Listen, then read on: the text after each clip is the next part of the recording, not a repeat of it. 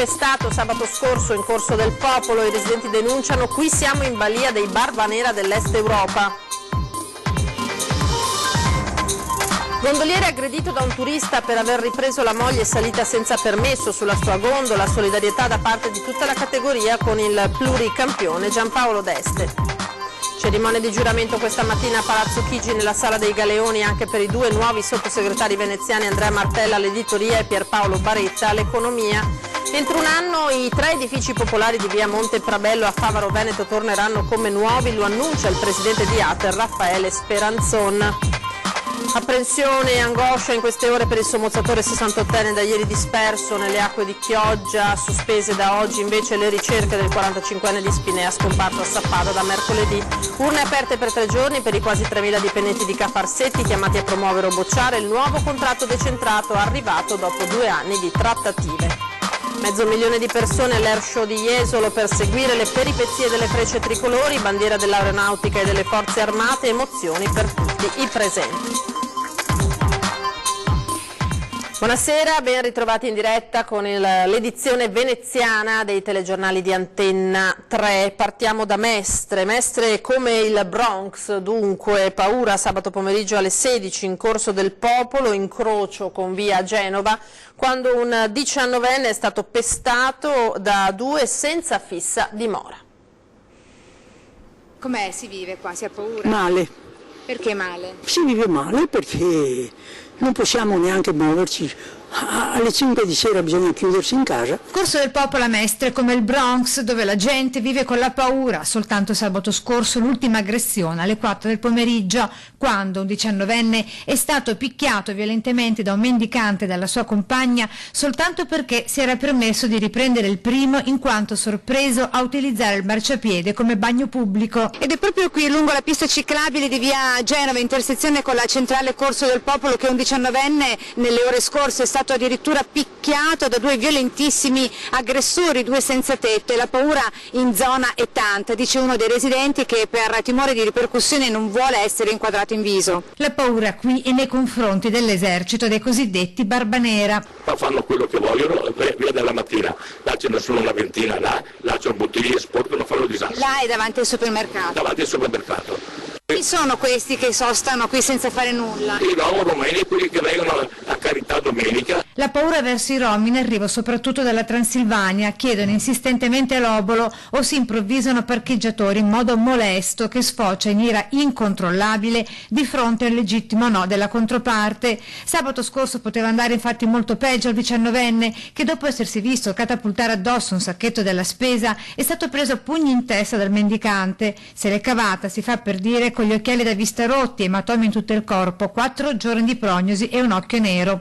È andata male anche a questo pensionato derubato pochi giorni fa nel palazzo di casa sua. Mi hanno derubato in ascensore, sono salite 3 persone, ma erano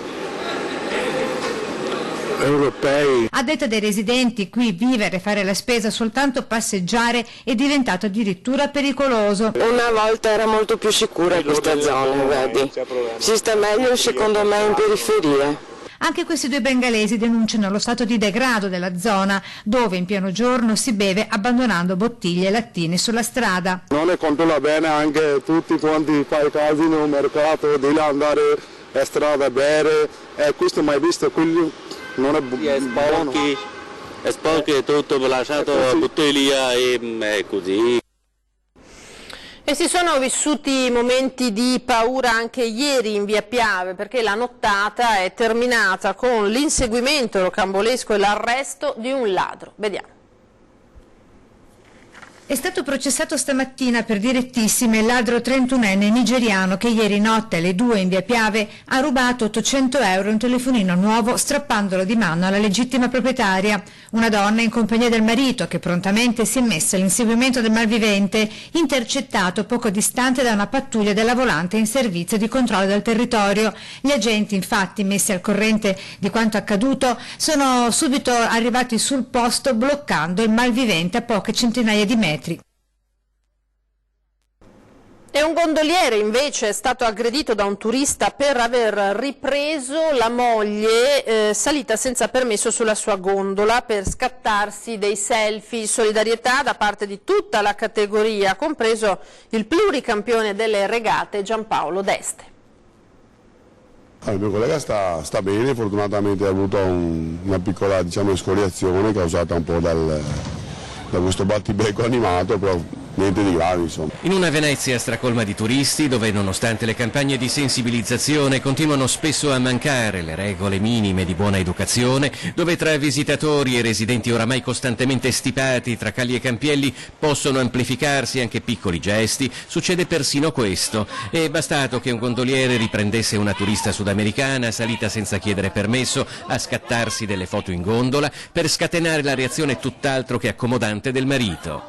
L'ha aggredito prima verbalmente e dopo addirittura ha cercato di picchiarlo, ecco. Fortunatamente il mio collega, avendo comunque un uniforme, avendo comunque insomma un attimino di responsabilità, ha avuto sangue freddo di stare così, insomma, con le mani dietro. Chi non rimane fermo è il turista. Dal video ripreso da un passante, diffuso dalla pagina Facebook Venice My Way e diventato immediatamente virale, lo si vede avvicinarsi al gondoliere con fare intimidatorio, una piccola testata, poi un'altra, quindi un pugno. La discussione prosegue ondeggiando pericolosamente tra uno scambio, seppur animato, di opinioni e il minaccioso passaggio alle vie di fatto. I protagonisti della disputa scompaiono dalla vista dell'obiettivo, ma dietro quel muro le cose non sono affatto migliorate, anche se poi nessuno si è fatto male. Non è stato colpa del gondoliere perché purtroppo la categoria spesso viene un po', come si dice, c'è un accanimento a volte, però fortunatamente tutti hanno agito insomma, nel modo giusto, quindi siamo contenti così. Giampaolo Deste, pluricampione di regate a Venezia, responsabile del traghetto Carbon, praticamente di fronte al comune a pochi passi dal ponte di Rialto, in questi anni ne ha viste di tutti i colori. È successo che qualche volta qualche turista ha preso proprio la gondola di notte e insomma dopo la polizia ci ha chiamato, che ha visto insomma la gondola ormeggiata magari o che andava con la corrente chissà dove era deriva. E veniamo alla politica perché c'è stata la cerimonia di giuramento questa mattina a Palazzo Chigi nella Sala dei Galeoni anche per i due nuovi sottosegretari veneziani, Andrea Martella all'editoria e per Paolo Baretta all'economia. Il giuramento con firma dei neo sottosegretari alla presenza del Presidente del Consiglio dei Ministri Giuseppe Conte e del Sottosegretario di Stato alla Presidenza del Consiglio dei Ministri Riccardo Fraccaro e del Segretario Generale della Presidenza del Consiglio dei Ministri Roberto Chieppa. Dopo il giuramento il Premier Conte ha dato il benvenuto alla squadra di governo al completo, ricordando che questa è l'occasione di servire il Paese, occasione che non capita tutti i giorni. E anche migliaia di militanti veneti del Carroccio ieri sul pratone di Pontida per una manifestazione che segna la strada della ripartenza della Lega dopo la caduta del governo.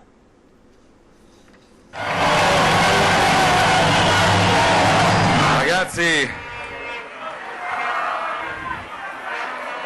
è uno spettacolo incredibile, questa è l'Italia che vincerà. Davanti al pratone di Pontida, affollato come non si vedeva da tempo, Matteo Salvini, passato nel caldo d'agosto dal Viminale all'opposizione, galvanizza i suoi e promette che la Lega tornerà a governare e alla folla ribadisce le priorità a partire dalla flat tax e poi sicurezza ed immigrazione. Se smonteranno il decreto sicurezza sarà un'altra occasione di referendum perché sia il popolo ad opporsi alle scelte del palazzo. Sull'immigrazione la vedo grigia nei prossimi mesi, la vedo male. Moltissimi veneti, un centinaio i pullman arrivati a Pontida da tutte e 7 le province ed il Veneto si aggiudica la battaglia a colpi di vessilli con l'ingresso del governatore con tutta la squadra di assessori e consiglieri del Carroccio. E siccome quando si va a fare le scampagnate si porta sempre la copertina, eccovi la copertina. Se vi abbassate un po' qua davanti ragazzi, grazie, eccola. Acclamatissimo Zaia centra tutto il suo intervento sull'autonomia. Premier Conte a dicembre 2018 aveva promesso che l'autonomia l'avremmo ottenuta a febbraio 2019. Di Maio ha chiuso la partita a luglio di quest'anno dicendo dovremmo studiare di più l'autonomia e daremo vita a una commissione di esperti accademici napoletani. Io non c'ho niente contro le commissioni, tantomeno contro gli accademici napoletani, ma dopo 15 mesi è una presa per il culo, non è lo studio dell'autonomia. E contro i 5 Stelle si scaglia l'ex ministro Erika Stefani, che insinua anche un sospetto. Il dato definitivo è questo, non la volevano fare andare avanti, quindi adesso voglio vedere che cosa accade, però se quelli erano i presupposti, salvo che l'obiettivo non fosse quello di fare sì che l'autonomia non avesse il nome della Lega. Questo ho capito. Se il ministro Boccia mi porta all'intesa che ha scritto il ministro Stefani, io la firmo già lunedì 23, velocemente, senza tanti problemi. Lui passerà alla storia di essere stato il ministro dell'autonomia. Resta un problema che il governo italiano a tutt'oggi non ha mai detto ai cittadini italiani quale sia la sua idea di autonomia, mai vista. Siccome qua i padani hanno un buon occhio, è più grande di quella della Lombardia questa? Sì o no? Non ho sentito. Doge Mola Leon, ciao!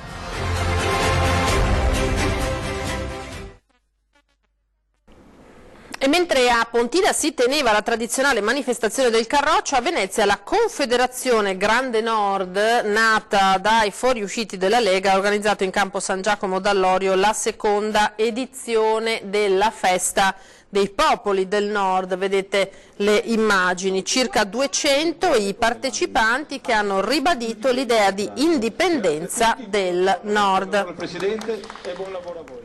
Lasciamo la politica e torniamo a parlare della situazione delle case ATER di via Monte Prabello. È arrivata l'ufficialità, entro un anno i 3 edifici popolari torneranno come nuovi. Sono 30 anni, 40 anni che va avanti così. Quando un inquilino chiama l'ATER perché ha un problema dentro all'appartamento o fuori anche, gli rispondono ma non sappiamo cosa fare, ci chiami, prendo appuntamento. Non è così che si fa, non è così che si fa. Non possiamo aspettare che una bambina o un adulto muoia sotto un sasso che cade dal tetto. Non possiamo aspettare così. Dopo il crollo di un pezzo di cornicione in via Prabello a Favaro Veneto e le numerose proteste dei residenti, la scorsa settimana il presidente di ATER, Raffaele Speranzon, aveva annunciato ai nostri microfoni che ci sarebbe stato un incontro per far partire al più presto i lavori di ristrutturazione, dopo la messa in sicurezza immediatamente avviata. Ora è ufficiale, i 3 edifici torneranno come nuovi con un finanziamento di 3 milioni di euro per 42 alloggi, come già avvenuto in via Indri al termine dei lavori di messa in sicurezza. Entro un anno, dichiara il presidente. I lavori si divideranno in 2 fasi. La prima, circa 100.000 euro, consiste nella verifica ad alta quota degli edifici, che indicherà lo stato di salute di camini e cornicioni e, dove necessaria, la rimozione degli elementi che mostrano segni di instabilità. La seconda fase invece sarà quella di progettazione e realizzazione degli interventi di risanamento e riqualificazione, interni ed esterni ai 3 palazzi, di cui beneficeranno tutti gli alloggi. I 3 fabbricati, oggetto dell'intervento, vanno dal civico 13 al 25. Sono simili e costituiti da 4 piani fuori terra, di cui un piano terra ad uso garage e ingressi per 7 vani scala, 3 piani superiori ad uso residenziale con 42 appartamenti di superficie variabile dai 90 ai 100 metri quadri. Veniamo al tema del nostro sondaggio che vi proponiamo questa sera, perché non si placano le polemiche e le discussioni sulle colline del Prosecco per l'idea di alcune aziende di togliere proprio il nome Prosecco dalle etichette. E allora noi vi chiediamo: Prosecco, giusto cambiare il nome? Naturalmente, come sempre, per votare sì dovete digitare lo 0422 1626 691, per invece esprimere il vostro no lo 0422 1626 690. Avrete l'impressione, come sempre, che ci sia la linea occupata. In realtà il vostro voto verrà registrato, sarà comunque valido, e il risultato di questo sondaggio che abbiamo lanciato nella giornata di oggi ve lo riveleremo poi in prima serata durante Ring. La cronaca, ancora nessuna traccia del sommozzatore Luigino Drago, 68enne di Loreo nel Rodigino, scomparso da ieri nelle acque del mare di Chioggia, sotto gli occhi dell'amico a cui poco prima di scomparire aveva detto mentre era in acqua di non sentirsi molto bene. A un certo punto è emerso, ha cercato di salire sulla barca ma non c'è riuscito. Mi sento male, ha detto, cercando di chiedere aiuto. L'amico però non è riuscito a soccorrerlo in tempo e il 68enne non è più tornato in superficie. Il tremendo precedente vuole che nel luglio del 2006 Maurizio, il figlio, allora 35enne di Luigino, fosse morto in circostanze del tutto simili al padre, non lontano dal luogo dove ora il genitore è dato per disperso, quindi davvero una drammatica coincidenza. Le ricerche sospese d'accordo con le prefetture di Udine e Belluno invece da oggi per Mattia Bon, il 45enne di Spinea, scomparso nelle Alpi Carniche da Sappada da mercoledì scorso. I soccorritori dal momento della scomparsa del 45enne hanno battuto palmo a palmo ma senza alcun esito tutti i paesi, bivacchi e sentieri che l'escursionista aveva indicato nel suo percorso. Oggi la decisione delle due prefetture dopo l'impiego anche dei cani molecolari e degli strumenti utilizzati che non sono riusciti ad agganciare il cellulare del 45enne. Ora parliamo del referendum a cui sono chiamati i lavoratori del Comune di Venezia, urne aperte per 3 giorni per i quasi 3.000 dipendenti di Ca' Farsetti. I lavoratori devono promuovere o bocciare il nuovo contratto decentrato arrivato dopo 2 anni di trattative serratissime proprio tra Comune e sindacati. Probabilmente a Venezia non lo sanno in molti, ma in queste ore in tutto il territorio comunale ci sono quasi 3.000 persone chiamate alle urne. A votare è un piccolo paese all'interno della città capoluogo di regione che tra il 16, il 17 e il 18 settembre esprimerà un parere vincolante potenzialmente in grado di avere più di una ricaduta. Sono tutti dipendenti del comparto, esclusi i dirigenti, e si parla di quasi 2.700 persone. Vota anche il personale a tempo determinato e tutto il personale parasubordinato. Quanti seggi sono stati allestiti? Sono stati attribuiti seggi in tutte le sedi del comune più grandi, da Ca' Farsetti a Carbonifera, da Cappuccina, e poi ci sono una serie di delegati dell'RSU e delle sigle che hanno sottoscritto la pretesa, che girano come per le scuole di tutto il territorio comunale con i seggi volanti per assicurare la più ampia possibilità al voto. Con il voto si può esprimere un sì o un no al contratto collettivo decentrato integrativo che sostituisce quello sottoscritto dalla sola CISL nel 2017, un nuovo contratto arrivato dopo 2 anni di trattativa serratissima e non esente da polemiche, tensioni e bracci di ferro tra i sindacati e il Comune di Venezia. Quando si parla di indennità per esempio la sicurezza, quindi la polizia municipale, quando parliamo di flessibilità oraria, possibilità di partecipazione concreta per migliorare i servizi da parte dei lavoratori in sinergia con l'amministrazione, i primi beneficiari sono proprio i cittadini del Comune di Venezia. Il pomeriggio del 18 settembre inizierà lo spoglio di tutte le urne alla presenza di tutti i delegati sindacali. L'esito del voto vincola l'RSU e i sindacati all'insegna di un processo condiviso di quelli che saranno alcuni aspetti del futuro lavorativo dei 2.700 dipendenti del Comune di Venezia. Ora ci fermiamo per qualche istante, torniamo tra pochissimo per parlare di altro voto e altre urne, quelle per le comunali proprio del capoluogo lagunare.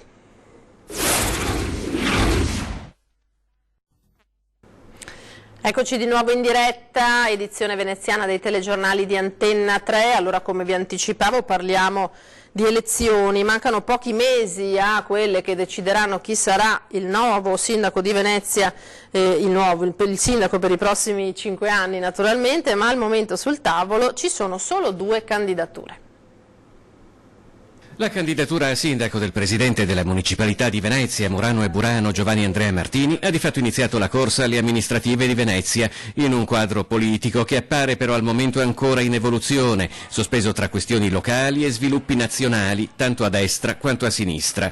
Oltre a Martini, che però è pronto a rimettersi in gioco nel caso il centro-sinistra indisse le primarie, c'è solo la ricandidatura del sindaco uscente Luigi Brugnaro. I lavori appaiono più o meno in corso ovunque, a partire dal centro-sinistra. Secondo me la possibilità vera per riuscire a mettere in campo un'alternativa seria contro Brugnaro è quello di mettere insieme un fronte ampio, rimettere insieme tutto il centro-sinistra.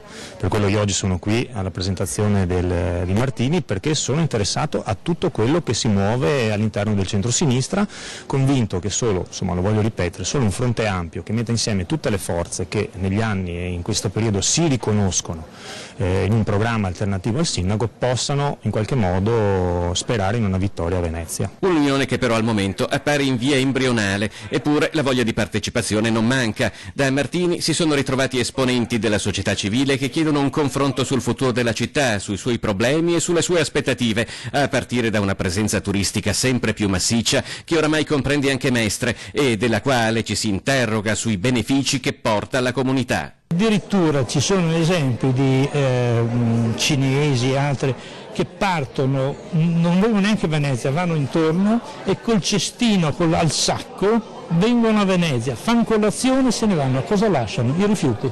Purtroppo, e devo dire, questa amministrazione non ha messo freni. Ha detto, ha dichiarato, sta dichiarando e dichiarerà, ma i controlli è da qualche mese che sono partiti e ci sono 8.500 indirizzi Airbnb. Ha suscitato polemiche invece un post scritto dall'assessore comunale Francesca Zaccariotto in merito alla chemioterapia. Sentiamo. Un post sull'efficacia o meno della chemioterapia pubblicato su Facebook dall'assessore ai lavori pubblici del Comune di Venezia ha scatenato reazioni e polemiche. Eccolo. Zaccariotto commenta, allegando l'articolo, la sentenza di condanna di 2 genitori che hanno rifiutato la terapia in questione per la figlia malata e poi morta. La chemioterapia, si legge, non funziona, arriva la conferma dell'OMS.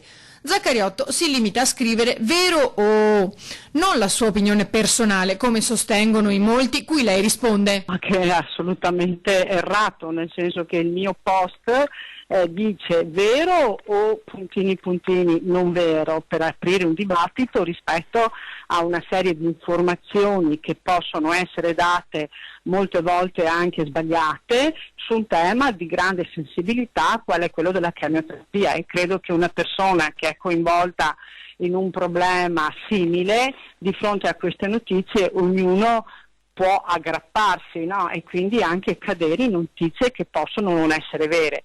Quindi lo spirito era quello di aprire un dibattito, ovviamente in rete, che potesse essere produttivo e utile a tutti in termini di informazione corretta. Zaccariotto poi chiarisce ulteriormente, chiarimento che qualcuno ha voluto interpretare come una scusa, ma che scusa non è. Ho scritto mi dispiace che sia stato, non mi scuso, io uso il termine mi dispiace. Non ho detto mi scuso, quindi mi dispiace un'altra cosa, mi dispiace che sia stato mal interpretato perché lo spirito era quello di aprire un dibattito. Se non è andata così mi dispiace. E ora l'Air Show di Jesolo, appuntamento imperdibile per 500.000 persone che attorno alle frecce tricolori vede sfilare le altre eccellenze dell'aria delle forze armate.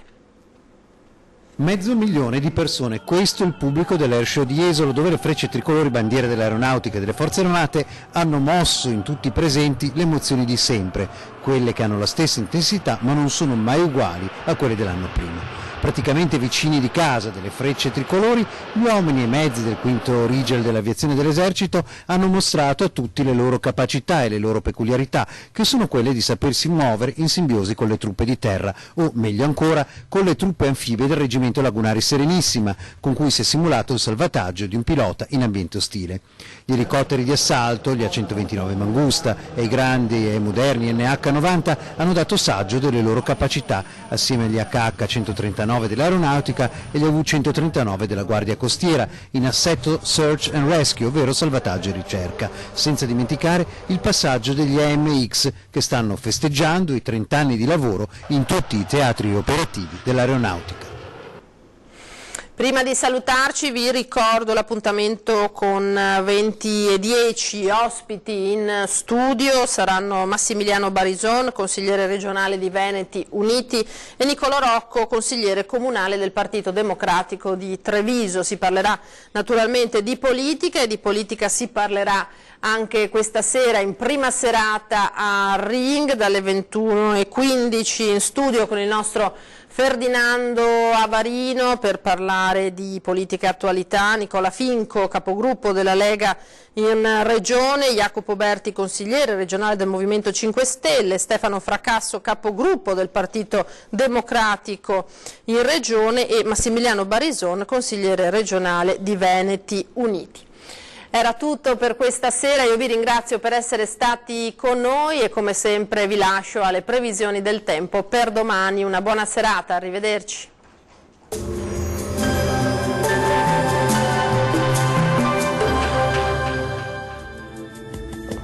Bentrovati al meteo. Continua l'estate settembrina, ma una nuova perturbazione è alle porte e porterà temporali e anche un deciso calo termico a partire da metà settimana. Vediamo intanto la situazione di martedì 17 settembre. Sul Veneto il tempo sarà stabile e soleggiato, il cielo si presenterà sereno o al massimo velato sui rilievi. E proprio sulle zone montuose entro la serata arriveranno le prime piogge, preludio di un peggioramento più marcato a partire da mercoledì. Temperature calde ma gradevoli, minime tra 14 e 20 gradi, massime comprese invece tra 26 e 30 gradi circa. Situazione simile sul Friuli Venezia Giulia con ampio soleggiamento, ma anche qui dal pomeriggio sera avremo temporali via via più frequenti. Temperature invariate, minime tra 17 e 20 gradi, massime tra 24 e 28 gradi. Si mantiene buono sul Trentino Alto Adige, sole prevalente, cielo poco nuvoloso, salvo per occasionali piovaschi sui confini alpini.